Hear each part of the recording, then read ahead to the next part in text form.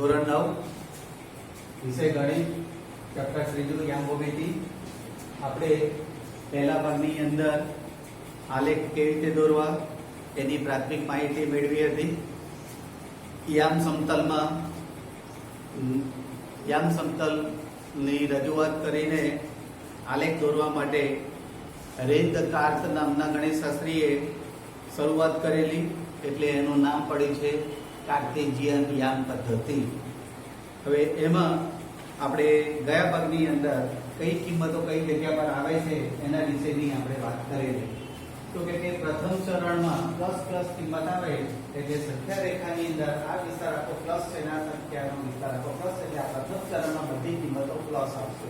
તો એનું તમારે નિરૂપણ કરવું પડે. તો આ ઉદ્ભવ બિંદુ O છે એટલે એંગલ x o y જે ખૂણો પડે ત્યાં આગળ પ્લસ કિંમત જ આવશે. આ દ્વિતીય ચરણની અંદર તમે વાત કરો તો ખૂણો x ડેશ o y આવશે. તૃતીય ચરણમાં x dash o y dash આ રીતનું આવશે. અને ચોથા ચરણમાં x o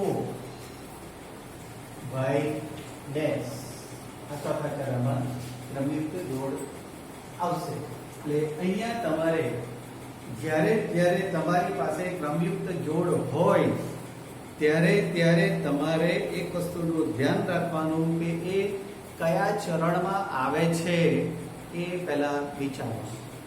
ચરણ નક્કી કરી દો. કોઈક એવા બિંદુ આવશે કે ચરણમાં નહીં હોય તો કે કઈ જગ્યા પર હશે, તો કે અક્ષ ઉપર હશે. એટલે અક્ષ ઉપર કયા બિંદુ આવે અહીંયા પહેલું આપણે જોઈએ કે થોડાક બિંદુઓનું ઉદાહરણ તરીકે લઈએ તો ક્રમયુક્ત જોડ x અને y 2 અને 3 નું નિરૂપણ કઈ રીતે કરવું. તો x અક્ષ ઉપર પહેલા નિરૂપણ તમારું x અક્ષ ઉપર જે અહીંયા એક રેખા તમને આપેલી હશે, y અક્ષ ઉપર તમે એક રેખા આપેલી હશે, એટલે આ જગ્યા ઉપર એ બિંદુનું સ્થાન છે એમ કહી શકાય. અહીંયા એને જો તમે બિંદુની જોડીનું નામ આપો તો એ બિંદુ અહીંયા કહી શકાય. એટલે 2 3. હવે કોઈ વિદ્યાર્થી 2 3 ની જોડીની જગ્યા ઉપર 3 2 લે તો શું થાય? એક ઉદાહરણ એની અંદર જ લઈએ આપણે. 3 2. ઘણા વિદ્યાર્થી એમ કહેતા હોય કે આપણે આગળ પાછળ લખીશું તો શું વાંધો છે, ગુણાકારનો સંબંધ, સરવાળાનો સંબંધ ક્રમયુક્ત જોડ માટે સાચો છે, પણ ભાગાકાર અને બાદબાકીનો સંબંધ ક્રમયુક્ત જોડ માટે સાચો નથી. એટલે અહીંયા તમારે એવી પરિસ્થિતિ ક્રમયુક્ત જોડ માટે સાચું નથી. જો કોઈ વિદ્યાર્થી 2 3 ની જોડીને જગ્યા પર 3 2 ની જો જોડી દર્શાવે તો શું પરિસ્થિતિ થાય? તો પહેલું બિંદુ 3 નું લેવાનું છે અને બીજું બિંદુ 2 નું લેવાનું છે. તો આ જગ્યા પર એનું સ્થાન આવે. અહીંયા બિંદુ B આવશે 3 2. સ્થાન બદલાઈ જશે. તમે વર્ગખંડની અંદર ગમે તે જગ્યા પર બેઠા હશો, પહેલા પિરિયડની અંદર જે જગ્યા પર બેઠા હશો ત્યારે તમારું સ્થાન જુદું હશે. જો રિસેસ પછી જો તમે સીટ બદલો, બીજી સીટ પર બેસી જાઓ તો તમારું સ્થાન તરત જ બદલાઈ જાય. એટલે સ્થાન બદલ થઈ જશે. એટલે તરત જ ખબર પડશે કે આ બિંદુનું સ્થાન આ જગ્યા પર હતું, એની જગ્યા પર આ જગ્યા પર આવ્યું. એટલે આલેખમાં બિંદુના ક્રમને ઉલટાવવાનો નથી. હા, આખી જોડી આગળ પાછળ થાય તો ચાલે. એટલે પહેલો મુદ્દો એક ધ્યાન રાખજો, ક્રમયુક્ત જોડ કઈ છે એટલે ક્રમ પ્રમાણે જ આપણે આગળ ચાલવાનું છે. હવે બીજો મુદ્દો જે અગાઉ તમને કહેવાનો હતો તે કે કોઈક બિંદુ એવું પણ આવશે કે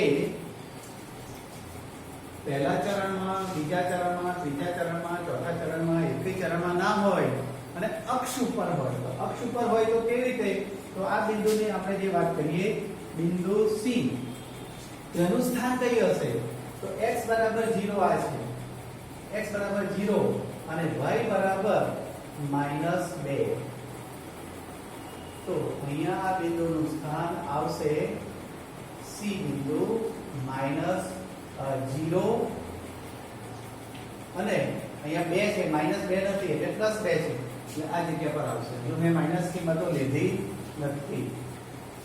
હવે x અક્ષ ઉપર 2 અને y અક્ષ ઉપર 0, તો આ 2 ને y અક્ષ નો 0 આ જગ્યા પર છે, તેથી અહીંયા જાઓ તો અહીંયા બિંદુ D, તો D બિંદુનું નિરૂપણ આપણે અહીંયા D બરાબર 2 0 આ રીતે લખી શકીએ.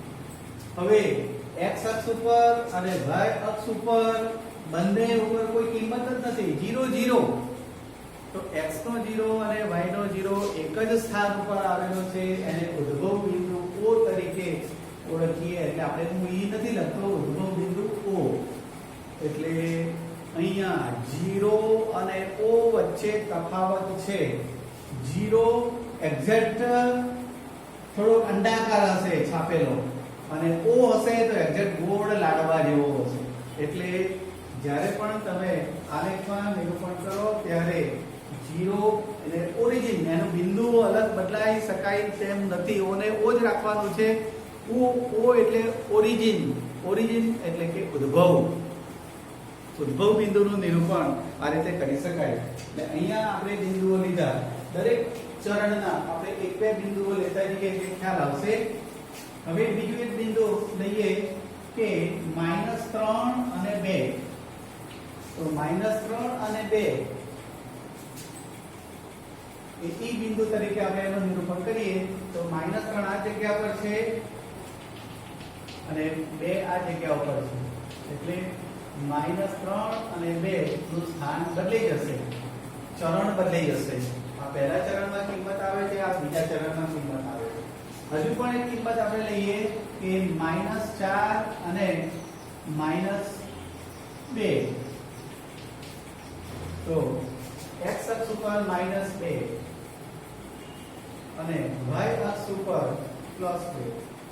-2 +2 નહીં, તો અહીંયા જે નિરૂપણ આવ્યું f બિંદુ, f નું સ્થાન -4 અને -2 આ રીતે દર્શાવી શકાશે. ત્યાર પછી એક બીજું બિંદુ આપણે લઈએ 3 અને -2, G બિંદુ. તો x અક્ષ ઉપર 3 અને y અક્ષ ઉપર -2, આનું સ્થાન 3 અને -2 આ રીતે એનું નિરૂપણ કરી શકાય. એટલે આ ચેપ્ટરની અંદર તમારે એક જ વસ્તુ ધ્યાનમાં લેવાની છે કે બિંદુઓનું નિરૂપણ કેવી રીતે કરવું. પ્રથમ ચરણમાં કોને સ્થાન આપવામાં આવેલું છે, દ્વિતીય ચરણમાં કોને સ્થાન આપવામાં આવેલું છે, તૃતીય ચરણમાં કોને સ્થાન આપવામાં આવેલું છે, દરેકે દરેકનું નિરૂપણ કેવી રીતે કરવું એના વિશેની માહિતી અહીંયા તમને આપેલી છે. હવે અહીંયા તમારે સ્વાધ્યાય 3.2 માં માહિતી આપેલી છે, એને આપણે જોઈએ કે શું કહેવા માંગે છે એ આપણે જોઈએ.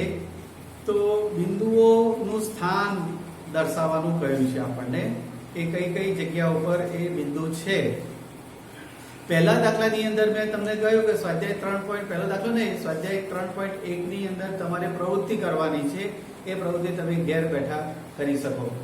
3.2 ની અંદર પહેલો એક્ઝામ્પલ એવો આપેલો છે કે યામ સમતલમાં કોઈ પણ બિંદુ દર્શાવવા માટે વપરાતી ક્ષિતિજ અને શિરોલંબ રેખાઓના નામ શું? ક્ષિતિજ, સમક્ષિતિજ. સમક્ષિતિજ એટલે જે આપણી આંખમાંથી આકાશ અને જમીન જે આગળ ભેગી થતી હોય એને ક્ષિતિજ કહેવાશે. એટલે એ x અક્ષ તરીકે ઓળખાશે. અને શિરોલંબ, શિર એટલે માથું, જમીનને આપણું માથું ઊભા હોઈએ ત્યારે લંબ રૂપે હોય એટલે એને આપણે y અક્ષ તરીકે ઓળખીશું. આ બે બિંદુઓ, આ બે રેખાઓ, બીજો સવાલ છે, આ બે રેખાઓથી બનતા સમતલના દરેક ભાગને શું કહે છે? અહીંયા ચોકડી પડી, ચોકડી પડવાથી આ જે ભાગ આવે તે પ્રથમ ચરણ, આ દ્વિતીય ચરણ, આ તૃતીય ચરણ અને આ ચતુર્થ ચરણ. પોતાને ફાવે એ પ્રમાણે ચરણ ગોઠવવાના નથી. અહીંથી પહેલું, બીજું, ત્રીજું અને ચોથું, આમ 4 ચરણ. એટલે કે આ દિશામાં તમારે નામ આપવાનું છે. ઘડિયાળના કાંટાની વિરુદ્ધ દિશામાં એનું નામ અપાય. ત્યાર પછી બીજો સવાલ એવો છે કે આ બે રેખાઓ જ્યાં છેદે તે બિંદુનું નામ આપો. આ બે રેખાઓ જ્યાં આગળ છેદે છે એને આપણે ઉદ્ભવ બિંદુ તરીકે ઓળખીએ છીએ અને ઉદ્ભવ બિંદુના યામ 0 0 હોય. ઉદ્ભવ બિંદુ O ઓરિજિન ઉદ્ભવ બિંદુ તરીકે દર્શાવાય છે. ત્યાર પછી તમને પાઠ્યપુસ્તકની અંદર સ્વાધ્યાય 3.2 માં એક આકૃતિ આપેલી છે અને એ આકૃતિ પરથી તમારે બી બિંદુના યામ કયા છે એ જોવાના છે. દરેક જણ જ્યારે આની ગણતરી કરો ત્યારે આલેખમાં ચોપડી ખુલ્લી રાખજો અને ચોપડીમાંથી આ ચોપડીમાં આલેખ દોરેલો છે અને એ ચોપડીના આલેખ ઉપરથી તમારે પ્રશ્નોના જવાબ આપવાના છે. એટલે અહીંયા હું એક આલેખ જરા પહેલા થોડો રફલી આલેખ દોરી દઉં છું એટલે તમને આના પરથી જવાબ મળી શકશે.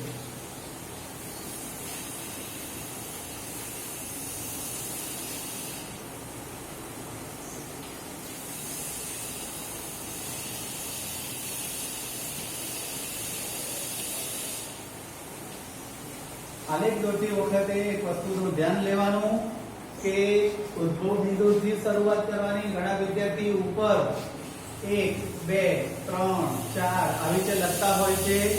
આ ખોટું છે. નીચે પછી અહીંયા કન્ટિન્યુ આખું લઈ લે. ના, એવું કરવાનું નથી. એટલે આલેખની અંદર દોરતી વખતે ઉદ્ભવ બિંદુ O ને ધ્યાનમાં રાખીને જ તમારે આલેખ દોરવાનો છે. એટલે નાની નાની ભૂલો ના થાય એનું ખાસ ધ્યાન રાખજો. અહીંયા કિંમત આવશે માઈનસ લખવાનું ભૂલવાનું નહીં. -2 -3 -4 -5 -6. તેવી જ રીતે અહીંયા પણ કિંમતો માઈનસમાં આપેલી છે. -1 -2 -3 -4 -5 -6. હવે અહીંયા તમને બી બિંદુ આપેલું છે. બી નું સ્થાન કઈ છે એ જોડીમાં દર્શાવવાનું છે. બી આગળ અહીંયા 5 આગળ ડોટેડ લાઈન બતાવેલી છે અને 2 આગળ ડોટેડ લાઈન બતાવેલી છે. અહીંયા બી નું સ્થાન બતાવેલું છે. તો બી બિંદુ એટલે કયું બિંદુ આવશે? x અક્ષ ઉપરનું પહેલું બિંદુ. આ x અક્ષ અને આ y અક્ષ. એટલે x અક્ષ ઉપરનું પહેલું બિંદુ એટલે -5 અને y અક્ષ ઉપર પ્લસ છે એટલે b ના યામ થશે -5 અને 2. ત્યાર પછી c ના યામ શોધો. તો આકૃતિની અંદર તમને c ક્યાં આપેલું છે તમે જુઓ. અહીંયા આપણા ચોથા ચરણની અંદર c આપેલા છે. અહીંયા આ રીતે બિંદુનું સ્થાન છે. અહીંયા c બતાવેલું છે. તો c ના યામ કયા થશે?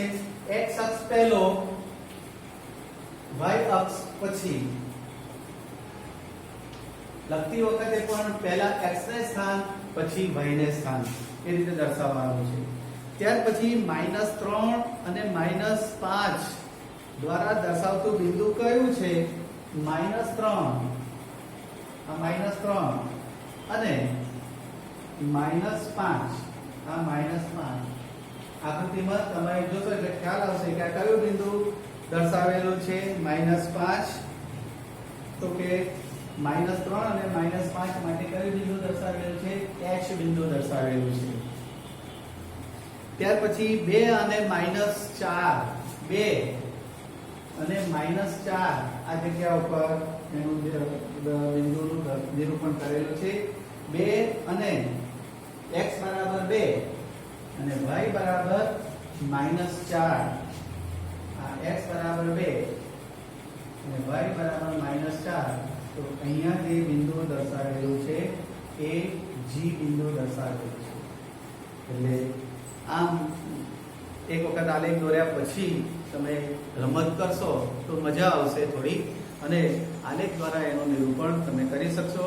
ત્યાર પછી બિંદુ D નો x યામ જણાવો. તો આકૃતિની અંદર તમે જુઓ તો બિંદુ D કયો છે? કયા ચરણમાં આપેલું છે? પહેલા ચરણમાં. અને પહેલા ચરણની અંદર x યામ એટલે અહીંયા બિંદુ D લઈએ. આ બિંદુ D